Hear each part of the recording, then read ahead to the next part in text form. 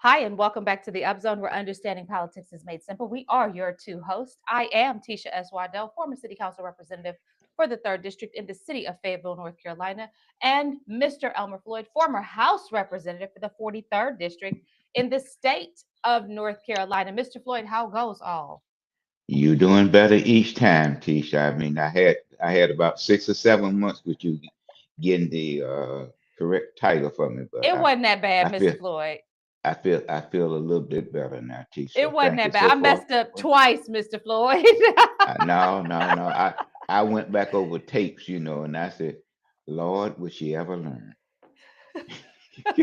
Y'all don't believe him. Don't believe him, y'all. Mr. Floyd, Yeah. what announcements do you have for us today, sir? Well, I have several announcements, Tish.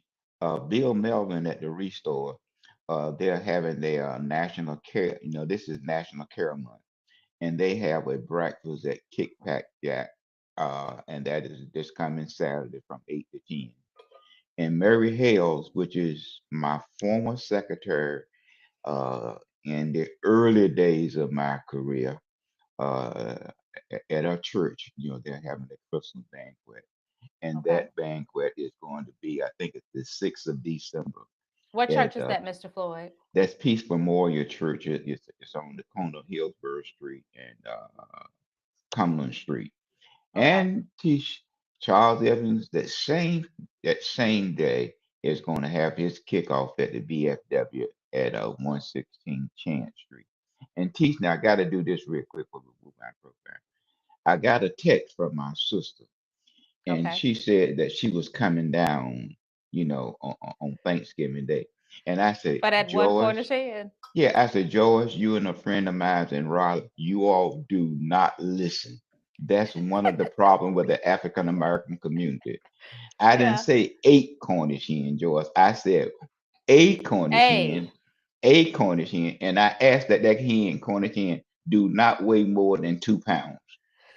So please just don't enough. come down. Look, Yeah, just enough for you and Mrs. Floyd. That's yeah, it. yeah. I mean, tell me, pick her and her friends up at the train station because she said you didn't cook when you was young, So I just want to see have you changed. So please, Hilarious. sister, don't come down on Amtrak, please, Yeah. you and your friend. Stay put. So Did you say your sister's name is Miss Joyce? yeah, I mean, Miss and Joyce, she don't wanted to be come. Don't please, come. teacher, yeah, If you because they was come, you're gonna coming have to come down. to my house.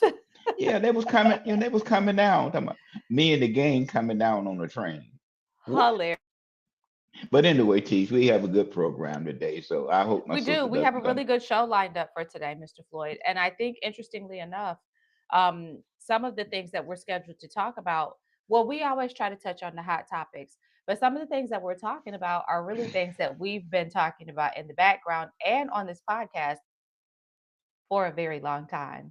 So, Mr. Floyd, let's just go ahead and get right to it. I do want to say that while we have not yet secured a copy of the video from the district attorney, we will be having a conversation about our suspicions about what may be on that video. I did post a message to our Facebook page the night of the meeting. Mr. Floyd, everybody was calling me. I'm not gonna say everybody because all of y'all didn't call me, but I got about 4 or 5 phone calls about what this video could potentially implicate. And so I went back and I watched the work session. I sent you the link.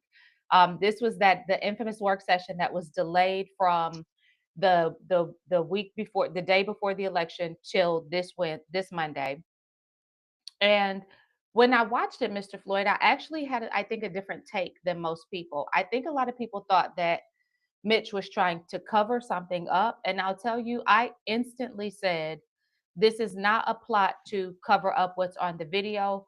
To me, the video or the engagement of the video and its timing seemed more like it was an effort to sort of get attention off of some of what we've been talking about in the community as far as who's responsible for what.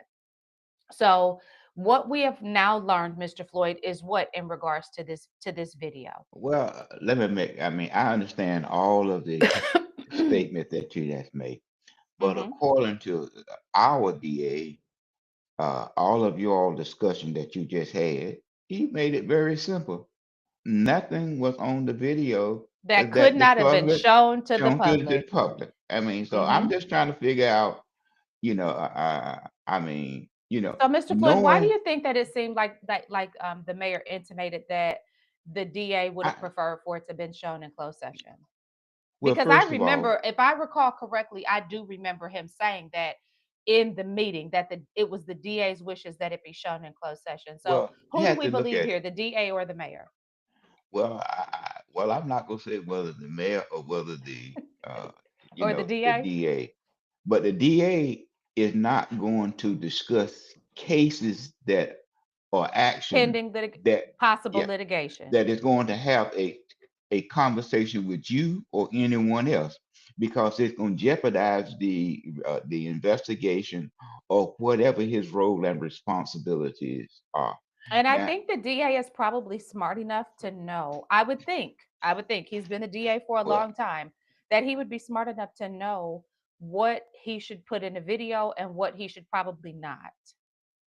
T, the DA is not going to discuss any pending litigation. I mean, that's not. And Billy West been in the. He was assistant DA for a time prior to being that. But the thing that I looked at is that this started in April, well before we Let's didn't know talk about it. about that. So Let's what's the talk about difference? that. I mean, this started way back in April. So what's the Well, then top secret? let's go back to a comment that Mayor Pro Tem Jensen made, because it instantly and myself and somebody else who was on the board at the time when I was on had a conversation, and it instantly took both of us back to the debacle surrounding Bernhardt Capital, because it appeared as if the way that the mayor was handling these conversations, according to what some of his peers on council now were saying in this meeting, was very similar to how he handled those conversations, where there were maybe emails flying, there was letterhead being used, and there was this representation that he was speaking on behalf of the council. But these members of council are saying that they don't recall ever really authorizing these conversations to move forward. In fact, Mayor Pro Tem Jensen essentially said, and I'm paraphrasing, she essentially said, why didn't we talk about this before now? Because we could have been talking about this on the campaign trail while people were asking us what's up with this. So what do you think that the cloak of Well, secrecy was that the mayor was operating under in asking for this? Because I'm he just even indicated that he asked the delegation to get involved. I'm just saying, and now let's look at it from a standpoint of view. You have already requested. I mean, your first communication with the DA is that on behalf of the city council. Hmm. Now, on behalf means that you have a relationship and you have had the approval from Of the members city of the council. council to Right. send this communication forward. So Right. if that's the case, then where is the secrecy coming, into play? Okay. Hmm. And Now, I feel like the this rescheduling of the meeting from November 3rd to this recent November 10th meeting, I feel like the rescheduling seems like an opportunity to try and get Billy West to weigh in. So or to get some, what to have the case more not information, not Billy in a West is good way. not I going. don't mean that in a good way. Right. Billy West is not going to come in and talk about a case that he has referred and got suggested and request assistance. That would Hmm. jeopardize his investigation. I mean, Right. let's look at it from that standpoint of view. And again, he said that nothing on this video could not have been shown to the public. So as Right. Ms. Jensen and them mentioned, you, about the communication should have taken place. I mean, the communication was already in place with Billy West, the city attorney, okay, and the mayor. Now, when the mayor received the tape on Friday, I can understand That's that. odd to me. That's Yeah, odd to yeah. me. I mean, I can understand that he saw it and did not have time to pass it on to the council. Right. But it Right. should have also been sent to the city attorney and First. also the city manager, so that First. it could be prepared for the council at their council For work their session. review. Correct. Yeah, For I their mean review. discussion. in the council And work the city session. manager does a good job, both the city manager and the city attorney do a good job of communicating with their council. Well, they did when I was on council. I don't know if that has changed. If they communicate with their council beforehand to brief them on matters that will be coming before them so that they're not caught off guard. I feel like this was sloppy, Mr. Floyd. This was extremely sloppy. And there's a reason that this sloppiness existed. And let me tell you one of the questions that this raised for me. When the conversation first started, and I went in because I came in late, so I had to go back and watch the work session. When the conversation first started, it was like, oh, well, I have this video that I got from the DA. And immediately my first thought was, the DA understands protocol. He understands the way that that these boards work. He's an elected official. He knows how this goes. So I thought to my, and he's also a legal professional. So I said, I wonder why the DA did not just give this information over to the city attorney and the city manager. But immediately it made me say, Well, this ain't what we think it is. But that's when I began to think out about it from a different perspective. Now, Mr. Floyd, let me ask you this question. Do you think that this investigation is going to dig into how Muhammad actually came into the city of Fayetteville, how he the relationships that he developed and how he was able to move this information the way he did? Because I'm gonna tell you what still is unresolved for me. It's unresolved for me that we have members of our attorney's office for the city of Fayetteville sign off saying that they reviewed these fraudulent bonds and that they verified them. well, Teach, let me say this to you, and also is that our concern was that during a Christmas about a couple of years ago, certain members attended a activity at the State House on Rayford Road, Right. and that Certain elected yes, officials. yes, And it is and alleged that that Muhammad was person, there. yes, and it was Christmas, and I'll leave it at that. Well, Okay. I will pick it up It from was, there. It is alleged that that individual was there giving out campaign contributions. It is also alleged that that individual was giving those campaign contributions out in cash form. There is a rule at the Board of Elections that you can only take cash donations up to a certain amount, and that if it exceeds that amount you are required to get a different form of donation. But it is alleged that there are elected officials who did in fact receive cash contributions. It is alleged that this meeting was put together by a very prominent person that we discuss often on this podcast. It is alleged that well, not only were elected officials from Fayetteville at this meeting, but that there were also elected officials from, I think, Hope County at this meeting. So, surrounding communities. yes, yes. So Okay. I think that as this investigation moves forward, if it does not include those components, if it does not dig into those components, we may never really get the truth But about whether Teach, or not believe this was me, just the an honest FBI, mistake. the SBI is just like the FBI. You know, they go back to Genesis. Okay. Okay. They go back to Genesis and bring it so you can so you can read the other chapters in between until they get to Revelation. And then based upon that, I do believe that the district attorney would would make up his mind. And one thing that you had to look at, please, I don't recall a district attorney writing Mary James or John Doe or Sally Sue or JoJo a love letter. Mr. Okay, Floyd, let me tell you, just like the how district how attorney Bill is a Kirby said we prosecutor. don't, because just like how Bill Kirby said, I don't write for elected officials, I write about them.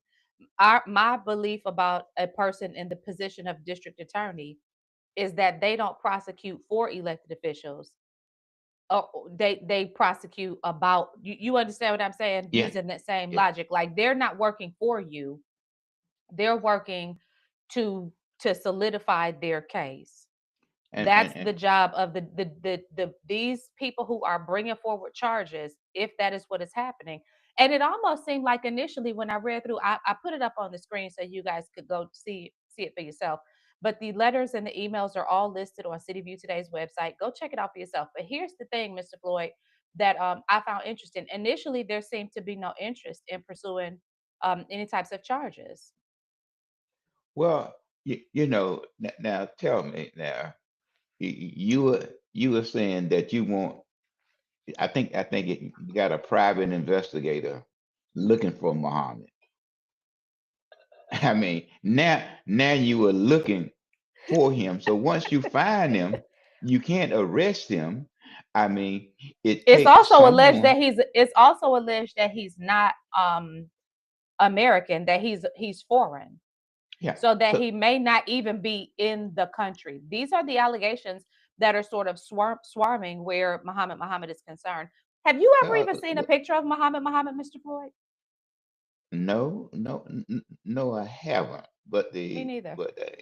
but the thing that I don't understand is that how okay, the city attorney, because it was a legal document, signs off with the approval that all that are here are factual. Hmm. Okay. Now, it, I've said that Muhammad, when he came to Fayetteville, dropped out of the cloud. Hmm. And so, but one thing, teacher, I want to say, I love the word that the city always say. We pay him only for the work that was performed.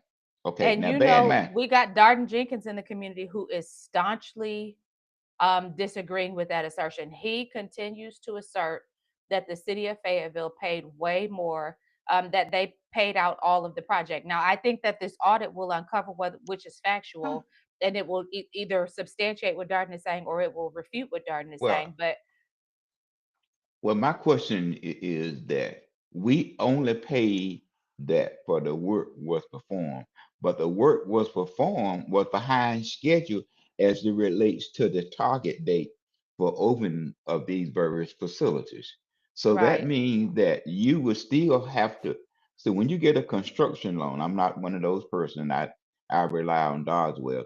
But when you get a construction loan for this project to be completed, let's say in 12 months and you are behind, let's say 2 months or 3 months, so that means that you're gonna have to extend or request an extension of 3 months, which there's 3 months of interest paid on your construction loan, but 3 additional months. But you only pay for delayed work that was done. That's not bad. That's not bad. Well, I mean, well, if that's I the can case, delay you're the project. absolutely right. You're I can absolutely delay the right. project. I mean, I can delay the project. And then it say, like in December, I believe one article that I read, there was several requests for payments. But bear in mind, and like one project as an example, I'm using this as an example. You were supposed to use certain kinds of attachments, but those attachments was not used.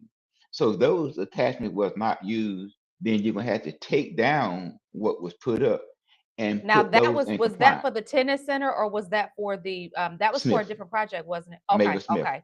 Mavis Smith. Let Okay. let me ask you, So, let me go ahead. so in the delay in redoing, it's gonna push that contract behind. But I re- remind you now, teach. I like the words that the city used. We only pay for for the work that was done that was delayed. Not bad. So the Not long and the bad. short of this is that just days after the election day, our Fayetteville City Council did unanimously vote to request a state audit of six stalled projects: Rose Hill Road sidewalks, Maple C. Smith Community Center, Masrick Park Tennis Center, Masrick Park Tennis Courts, Hay Street Park and Deck, Fire Station number 4. Um, it is as we look at this, it is now tied to a criminal investigation involving Apex Contracting Group and its owner Muhammad. And what began as a political dispute over meeting times has evolved into a joint city, state, federal um, inquiry touching millions in public funds, raising questions about how much city leaders knew and when they knew it. I hope that the question will be included. Um, like you said, how did this project how did he get in the door, um, Well, given what we now recognize? Now, the vote was 9-0 to approve. mm, Um, and the It district didn't attorney, it didn't make any difference whether it was 9 because votes or no he was votes. coming regardless. The state auditor role and responsibility is to investigate local municipalities. So it And really didn't make any. he does not need an He does not invitation to need. do his Now, job. if you didn't give him one, then He truly he coming will come. quicker. Exactly. but So this is not but something that we should like give them kudos for, because no, they had to do this. But DI Billy West and the State Bureau of Investigation Financial Crimes Unit apparently have been investigating since April. Federal prosecutors reportedly involved due to possible fraud involving federal funds. Mayor Mitch Colvin released emails showing he and City Attorney Lachelle Pulliam contracted West months earlier, and that's where the discrepancy comes in, because he does not have the authority to do that without involving the but council. It should but have been done. We're not disagreeing, but you got to follow the chain of command. but when you look Several at it, members. assuming that Billy West, based upon the letter on behalf, he assumed that the person that should receive the communication should be the mayor, because that's where the letter originated from, on behalf of the No, I council. understand what you're saying. I understand what Okay. you're saying, but there still should be an inclusion. And we're just clarifying for the purposes of, because we're about understanding politics. If you want to understand how city politics works, that email should have first been like this process should have been approved by the full council. There should have been a vote taken. They should have, even whether it's in work session, closed session, whatever. There should have been a vote taken that said we want to move forward with this Open process. now. Open. Correct. Correct. And then Mayor Mitch Colvin would have had complete authority to start sending letters on behalf of the council. And then in that instance, the staff would have been covered in having these conversations, because they would not have been violating council policy. So apparently, the council members say that they were never told of the criminal investigation. Several council members said that they were never told of the criminal investigations before the email surfaced in this meeting. Sounds very familiar to Bernhardt. West Center recorded update played in closed session, a decision that reignited debate over transparency. Councilmember Kathy Jensen and Mario Benavente say they were kept out of the loop. Benavente pushed to air the video publicly. Pulliam advised closed session. Colvin maintains council had been briefed months ago and calls new audit requests redundant. These are two different things. But The audit is different than criminal charges. So an audit request is not redundant. See, this is where he plays these games, Mr. Floyd, because for him to essentially be saying that the audit request is redundant is like him trying to invalidate the necessity for an audit, but it's not redundant, because criminal charges are to see if Muhammad violated the law. An audit request is to look and see how the city handled what the city was supposed to be doing. but the Am I thing wrong that in how I'm yeah, saying that? yeah, that's correct. But the thing that really puzzled me, in my reading, was when I saw the council member name that requested the order. I was shocked to see Malik Davis.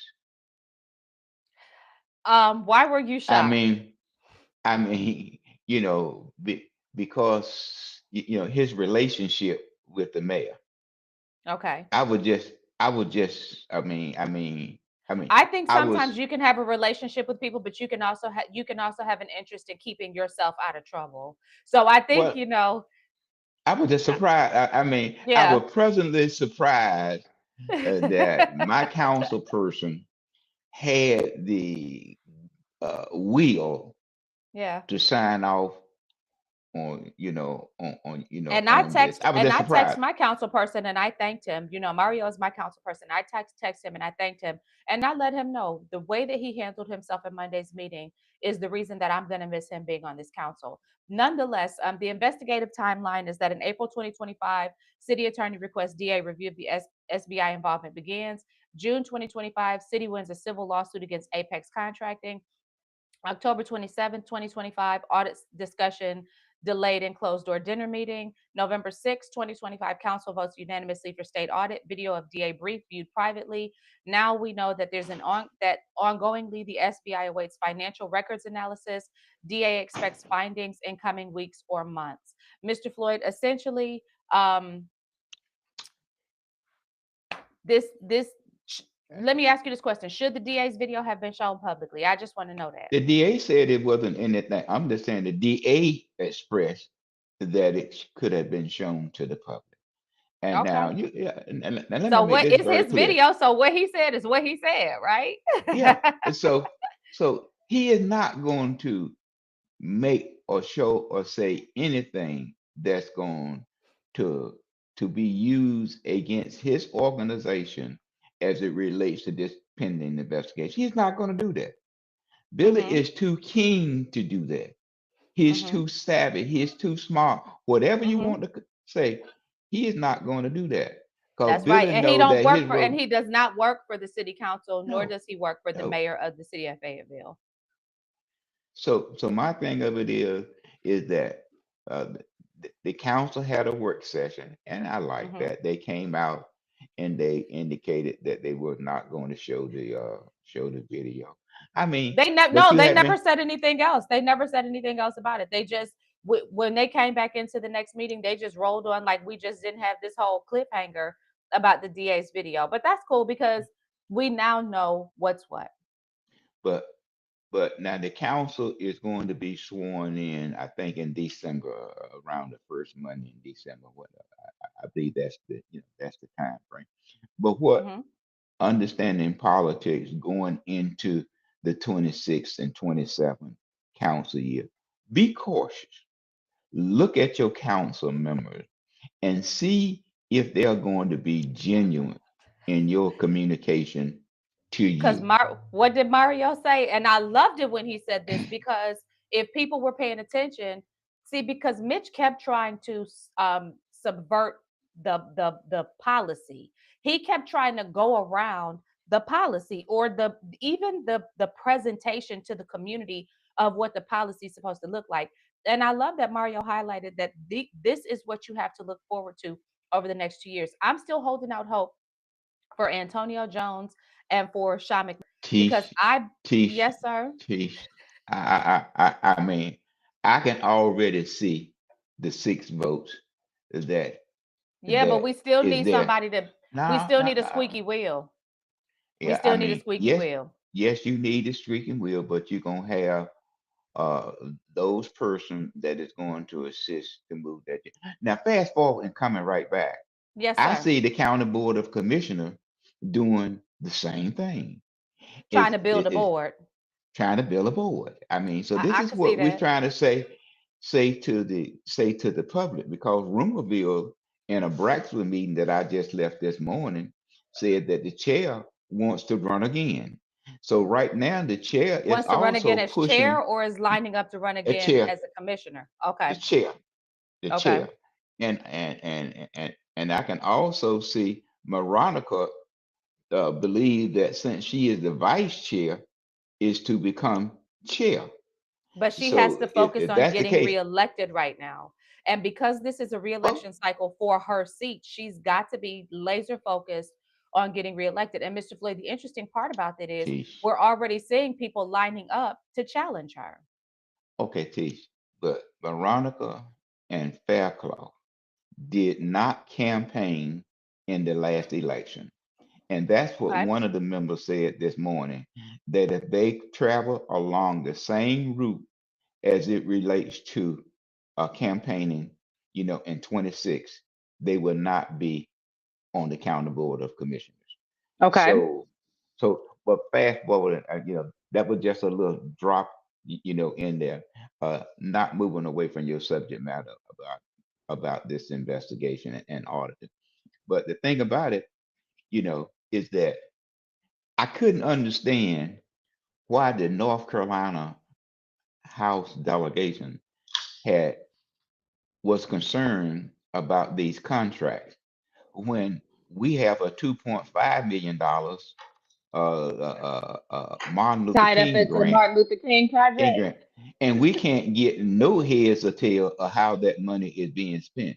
And then one person that one of the members of the board told me uh, that's playing a role in this Martin Luther King project. And I'm trying to figure out, I don't believe that person has a role at this time, Hmm. with the development, but he is part of the financial discussion. Right. I mean, but but there was a cease and desist order there. There has been concern from the members of the committee is about they don't know how the money is being spent. And we asked for an audit to look at the market. That's where the state delegation should be concerned. Again, one person name appeared from the group that does not have any architect experience. Okay. So I'm just concerned. And I was even surprised to know that one of the members of the delegation is going to ask for an auditor request. Well, Mr. One Floyd, member. here's the Come thing, on, T. Let's be but when you know one. that something is inevitable, listen, let me tell you something. There's no reason there was no reason for any member of this council to vote no to the audit, and you've already highlighted why. Because when you know something is inevitable, what are you what are you voting no to? Because you're just going to look stupid and like you're trying to cover up. So even if you're shaking in your boots when you're pressing the button to press yes, you're pressing yes because you know it doesn't matter what you do, because you're still going to be audited whether you like it or not. So it's That's not, yeah, it's not even, this vote was performative because there's no there's no way that the that Dave Bullock's office was not going to be looking at what was going on. This was purely performative. What we need to be asking, we still need to be asking very pointed questions. well, And well, there are T. members of our media who have been given all the stuff that I told y'all about a few minutes ago, where I talked about this alleged meeting that took place. And I'm saying alleged, even though Mr. Floyd, you and I both know that the meeting transpired. But we like the coverage of being able to be protected because we know that some of these people like to play the I'ma sue you game. So here's the reality, Mr. Floyd. There are members of legacy media who have been given this information. My hope is that they are investigating this information and that they are digging to find out what's at the root of all of this. Because I'm gonna tell you something. For us to have never seen Muhammad, this is weird to me. It's like an episode of a mean, mystery movie. let me say this to you, Madam Waddell. I didn't run in the circles with Muhammad. Okay, that little circle. Me Okay, neither. so I don't want to see him. I mean, Me you know. no, but what I'm saying is we've never seen pictures. There's no, people are very active on social media. As an example, Mr. Floyd, I recently came across a picture of our former videographer for when we were doing our podcast, a couple years ago. Mm, I came across a picture of him and the attorney that we talk about all the time. And it was like a power moves picture. I thought it was very interesting. But people yeah. like to take pictures of the people that, they're around and engaged with. So my question is, why no visible evidence? We've not seen anything in any other municipality. When we Google this company, we don't find anything. You always say it's like he dropped out of the sky. Mr. Floyd, the fact that this person seemingly doesn't exist anymore is weird. What is the piece? The person walked away with money, uh, from projects. I'm not trying That, to be but funny, you know but what what if they this be dude, what if something has happened to this dude? What if this is, I'm like, what, this is weird, Mr. Floyd. You got teach. the I tell you FBI, what. the FBI, you got people that have the capacity to find you looking for you, and you can't be found? But teach. Let me tell you. You know, I used to cut through Filter Plant Drive, or, during the election cycle, going over to one of the polls, and I kept wondering why is this big backhoe, okay, Caterpillar backhoe, loading in dirt in a one axle dump truck. I could not. I could not figure that out. Then, as, as years and months passed, I began to realize that that was the tennis court. Tish, do you know what a one wheel axle truck can carry? Yeah, absolutely. Okay. Little bit So of I next to said, nothing. Yeah. yeah, I said, wait a minute, there's something wrong with this ship right here. But I knew then, whatever the project was, that it won't gonna work, and it didn't work. But at any way, you know, I just like the way the person handled it. We Yeah. only paid for the work that was delayed that when the invoice was sent. Well, let's shift gears, Mr. Flood. Let's talk about downtown rising. Fayetteville has approved a new development for a 12-story Hay Street tower. So, after years Thank of you, delay, lawsuits, and thank you. broken promises, Fayetteville's long-stalled Hay Street tower is finally moving forward. In an 8-1 vote, City Council approved a new partnership with Lansing Melbourne Group to construct a 12-story apartment hotel tower atop the. Is that right? Is it 12 stories? Yeah, Atop totally, the just Hay totally. Street atop the Hay Street parking garage, making it the tallest building in the city when completed. But with a $5.7 million city loan and a $70 million project cost and no affordable housing commitment, the debate isn't just about development. It's about accountability, risk, and the What future Tish, of revitalization downtown. What say you, Mr. Tish, Floyd? Tish, I can recall back in the 70s. I'm sorry, back in the 90s when we moved into the now City Hall Yeah. and the Prince Come on, Charles sir. Talk renovation about it, sir. and the Prince Charles renovation. Okay. And the city signed, I think it was a 5-year lease for City Hall at $500,000 a year.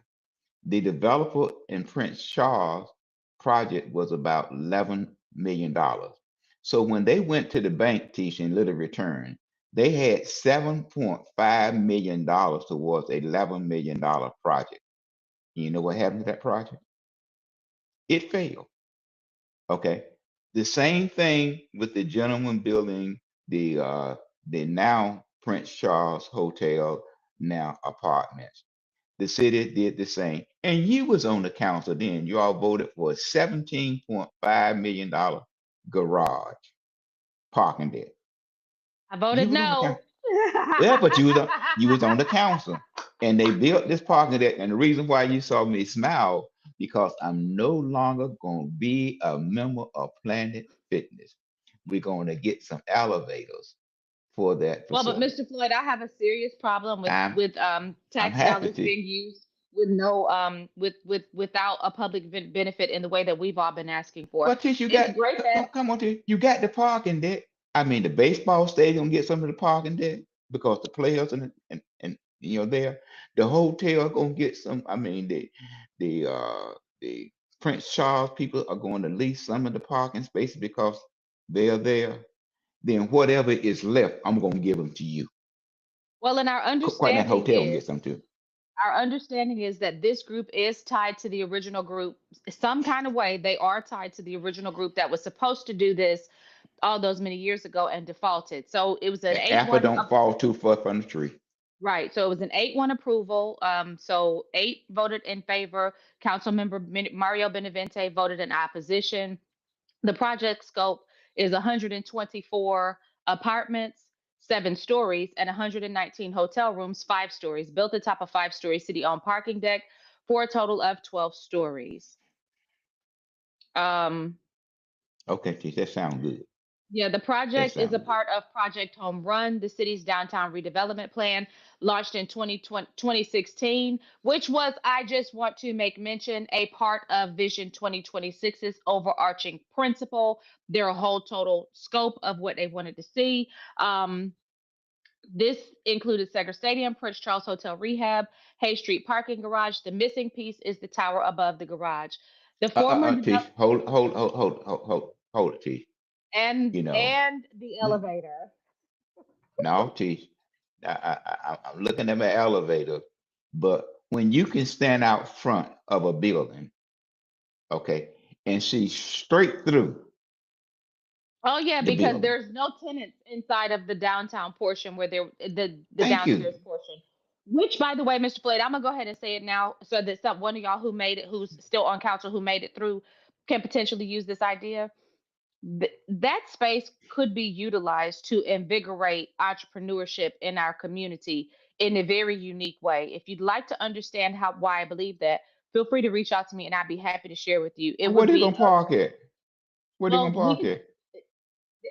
Work that out, Madam Waudette. I mean, I ain't worried about all that, Mr. Floyd. That's for them to I, figure out.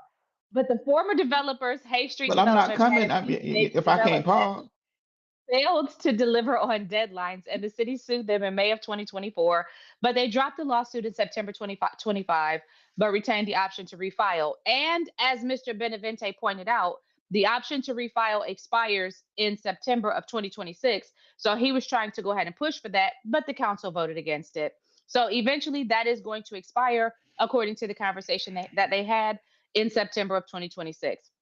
The city loan is up to 5.7 million. It's funds to finish the deck base, add elevators, build pathways, and prepare the structure for vertical expansion. The city is going in and paying for what they sued somebody to actually complete.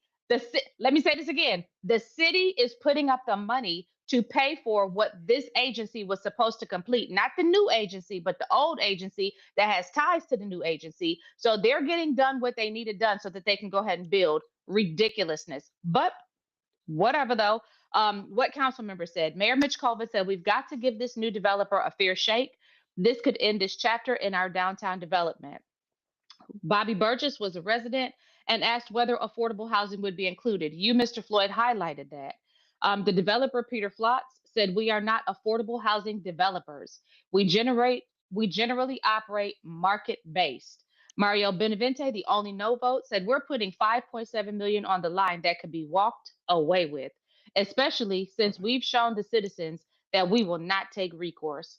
Other members voted in favor, expressing optimism and a desire to move past years of stalled progress. what Mr. T, Floyd, any final thoughts on that? what T, my concern was read the indicators. Mm-hmm. You just mentioned what the developer expressed to that person that raised a question. Are any of these apartments are going to be affordable? Mm-hmm. After the long presentation from the He said developer, we are not read the in the indicator. business of affordable Business. housing. He could have made that statement up front. Yeah. Okay. But read the indicators, us as citizens. If he make that kind of a statement, I can envision again that the apple don't fall too far from the tree. But the city said that their $5.7 million is dependent upon the developer receiving the loan by April or May or June. So then again, there's not a promise. But one thing that I love about this community, just like with the what's this plant that they were building, Titanic plant. I Mm-hmm. love the way that we can have conversation about economic development. I love it. I mean, we can arouse the community up about economic development, and it's just a difficult task to move forward on, T. But Well, Mr. Flood, we apparently can. the city of Fayetteville is positioned to be able to absorb that cost. And let's just see how it turns out, I guess, because we Oh, don't get a oh, vote. okay, okay, We don't okay. get a vote, You're sir. right, T. Now, Tish, you're right. You're right. It goes back to what both city and county said about revenue neutral. They have the money now because they had a revenue neutral plus neutral tax that many of our homes went up. At least my little nest egg went up close to $700. Right. And the county let you know that also is how grateful the revenue neutral is because they gave the school board $108 million. And Right. Madam Waddell, they just gave them another $13 million for retention of students. So Right. the So revenue before we neutral allow us to rolling money. Oh, absolutely. And before we touch on that, I want to, I had a comment on Nextdoor where somebody was asking me, I want to respond to this comment because it just caught my eye. They said, Most businesses operate at market value, and we know that. Sheesh. Most businesses are not funded by city tax dollars. And so when you have a city tax dollar tie in to the output of your business, there should be an expectation that there's going to be a benefit to the vast majority of the citizens of the city with those tax dollars. So, with that being said, I want to be very, very clear that we are not trying to stop a business from operating at market value. But what we're saying is if that's your goal, you don't get to take our tax dollars because our community has already acknowledged that we need affordable, accessible housing. And so, if we're going to be putting money into a housing solution, it should benefit the citizens of this city that need it. And that's not going to be the case with this particular development. So, I wanted to just clarify that very quickly. But, Well, Mr. Floyd, let Tish, me go ahead. if you look at the last election Hmm. of 130,000 registered voters here in Cumberland County, and Hmm. you had less than 25,000 to vote, those that was elected see this, and that group that has an opportunity to express did not participate in this process. So they get left behind because they do not participate That is the way in it that works. process. And That is so the way it you works. and so that group is not a threat. You can talk about affordable houses, and that's the first thing that the city talks about it is about affordable houses, affordable houses. But that group is not a political threat to those persons who are elected to office. Okay. Okay. Um, So, Mr. Floyd, let me say what I was getting ready to say because I don't want to. Somebody wrote a comment and they said um, something about their comment not making it onto Upzone or something. And it was Mr. Bobby Grantham on next door. So, Mr. Grantham, I don't know which comment you wanted me to discuss on Upzone, but I did tell you I'd give you a shout out. So, here's your shout out. Hey, Bobby Grantham, you are definitely a thorn in the side of politicians, and I love it. I love it because I think that people should hold politicians accountable. I am a fan of that. However, I would like to tell you I am not an elected official and I'm not required necessarily to engage with you in that manner. I spent a lot of time engaging with you as we were having conversations while I was running for office because I feel like when you are attempting to gain the confidence and the trust of voters, that is your responsibility. But I'm a normal citizen just like you now. So I don't have to go back and forth with you at this point, and I won't. But I do want you to know that I really love your passion. I love your tenacity, and I love the way you stay on top of what you feel is important. So keep at it, keep going. Great job. Here's your shout out. Now, Mr. Floyd, let's talk about the school board, okay? So there's a new blueprint for success. Cumberland County Schools launches the 2026-2031 strategic plan. So Dr. Eric Bracey, who is the Cumberland County School Superintendent, has launched a comprehensive 5-year strategic planning process designed to raise student achievement, strengthen accountability, and elevate community voices. The 2026-2031 strategic plan will be shaped through a district-wide listening effort, partnerships with RTI International, a steering committee representing teachers, parents, and local leaders. The district says the local goal is clear to make CCS the highest performing school system in North Carolina. Key goals: student achievement above all, community voices matter, accountability and transparency, and alignment of resources. Mr. Floyd, RTI is a North Carolina research based institute. The steering committee is going to be made up of educators, parents, students, community and civic leaders, and the timeline will run for the 2025-2026 school year. Development and then in June of 2026, the final plan will be presented to the Board of Education. There are 3 phases to this process. From now through winter of 2026 is going to be the data and the listening. From winter of 2026 to spring of 2026 is going to be the goals and metrics. And then spring and summer of 2026 is going to be refinement and adoption. Now, the reason that this matters is because CCS is facing learning gaps, staffing pressures, and accountability concerns. And a long range plan offers stability during leadership transitions and policy changes. I want to read that line one more time because I hope that the mayor is listening.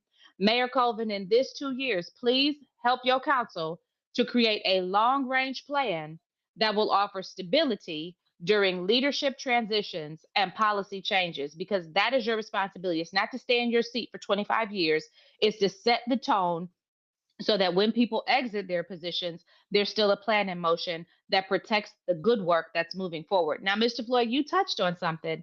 The county has given the county has given the school board resources. So let's talk about it.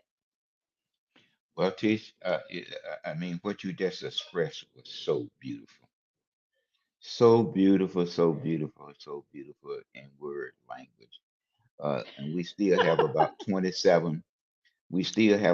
27 D and F schools. Failing schools. We Yeah. still And I'm have gonna that. tell you, Floyd, I'm gonna tell you, until there's a spiritual component to all of this, that until it is addressed, we are not going to see the kind of progress that the vast majority of members in this community are looking for. Look, we are spiritually drained. Like, our community is spiritually drained. We are gonna have to plug back into the creator and really set, like, we gotta have we have to have some non-negotiables Well, spiritually, because we're we're dying, Mr. Floyd. But the Bible tells us that sin brings forth death. We got to deal with the sin culture in our community if we want to see any of this, if we want to see life into any of this. But go ahead, Mr. Floyd, because that's my soapbox. I'm gonna stay still.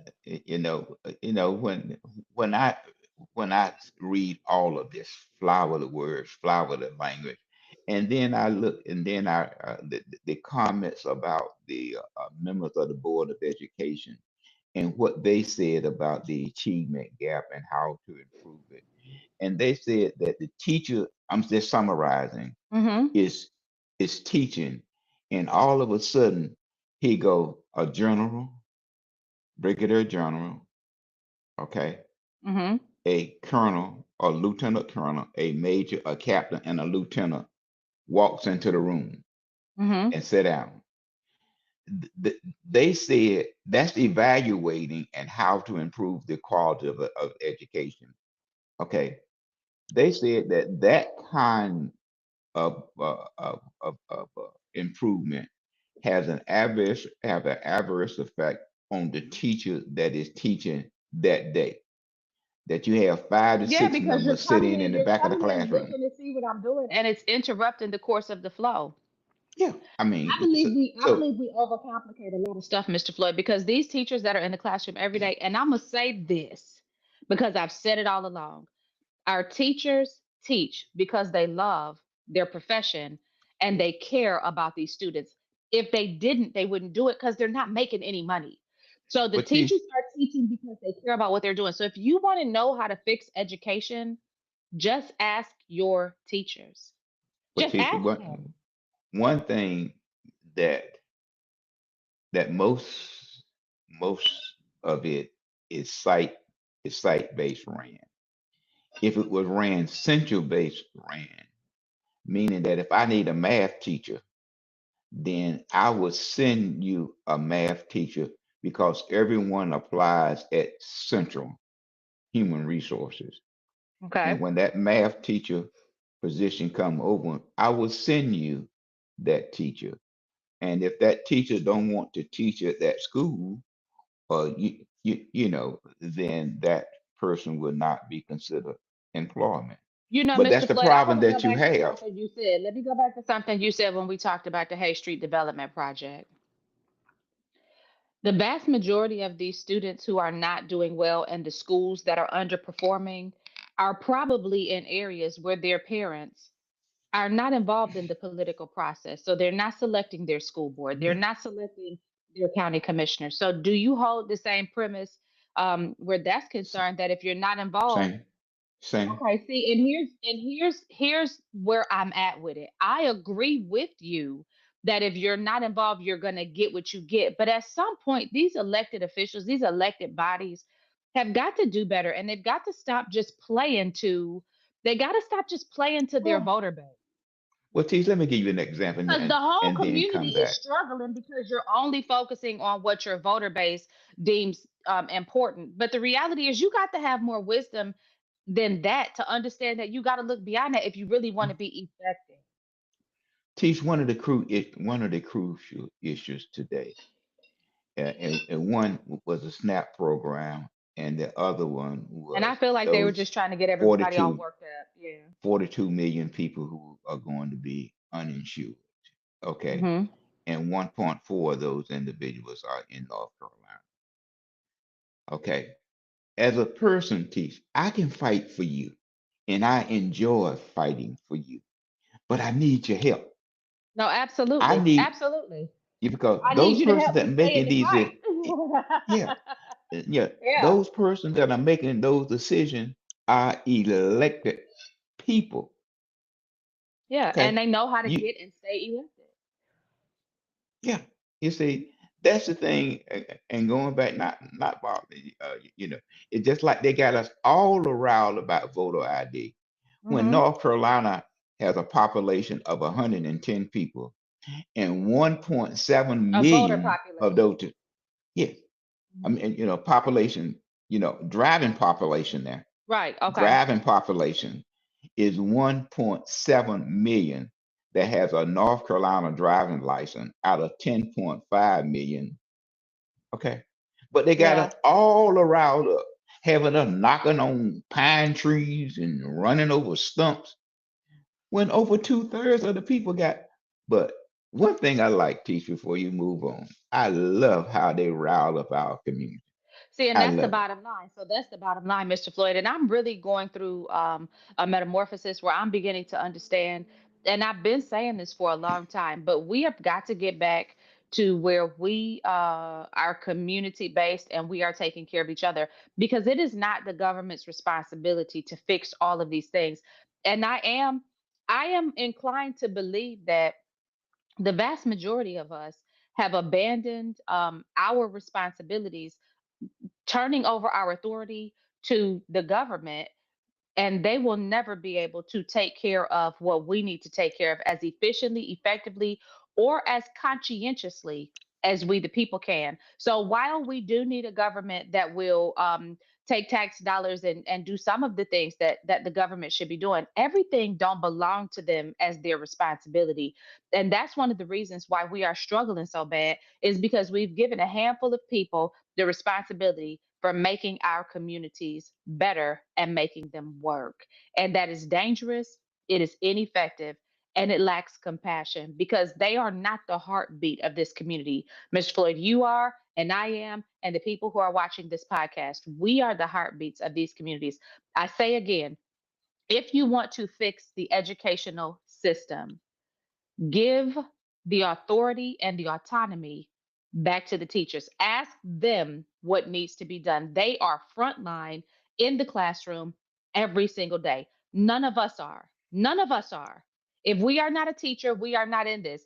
I don't care if you're the best legislative developer in the world. If you are not in the classroom day in and day out, you have no frame of reference to be able to determine what is best for educating these students and keeping these schools safe and moving forward. So we are going to keep getting crap as long as we keep putting it in their hands, Mr. And we keep it out of the hands of the people who really know the answer. Mr. Floyd, what you want to leave our people with today? Please, as you view the incoming election of the County Board of Commission and the sworn in of the new council members in December, please look at this election cycle and be very cautious. If you still don't see any changes in your community, then that's up to you. You voted to let it remain as it is. So, Tish, in closing, if that dog bring it, he will carry it. You have a good weekend. Absolutely. And I'm going to say, y'all be praying for Muhammad, because I hope he's not in somebody in the bottom of the Cape Fear River somewhere. Because the fact that they can't, man, I'm just saying, reality is stranger than fiction, and they come up with these ideas on TV from somewhere. So I'm just hoping Well, that he's okay and that he's found in good health and in good standing. I'm hoping he's a real person, and that if he's Let not, me we say, get to the bottom of who he might, who the spirit of him might be, and that we get some well, closure teach. on all of this crap. Well, teach. Let me say this to you, teach. One of my attorney friends explained to me one day, why sue the person? Okay, you know that he doesn't have any money, so you are paying the attorney to sue the To person get nothing. to get nothing. Yeah, So we you would have a good rather, weekend. and the citizens, and listen, city of Fayetteville, the citizens would rather understand how we got there, because what Mr. Floyd is saying is absolutely correct. So we want to understand how we got in this situation. Y'all You've help us already understand that. you've already indicated that you are willing to pay $5.7 million to put the elevators in that you could have put in 4 years ago. So you have a good weekend, too. There is no justice apart from righteousness, and there is no righteousness apart from Jesus. I love you. Have a wonderful day, and make sure that you like, share, subscribe, follow, tell a friend to tell a friend, and we will catch you on the next episode.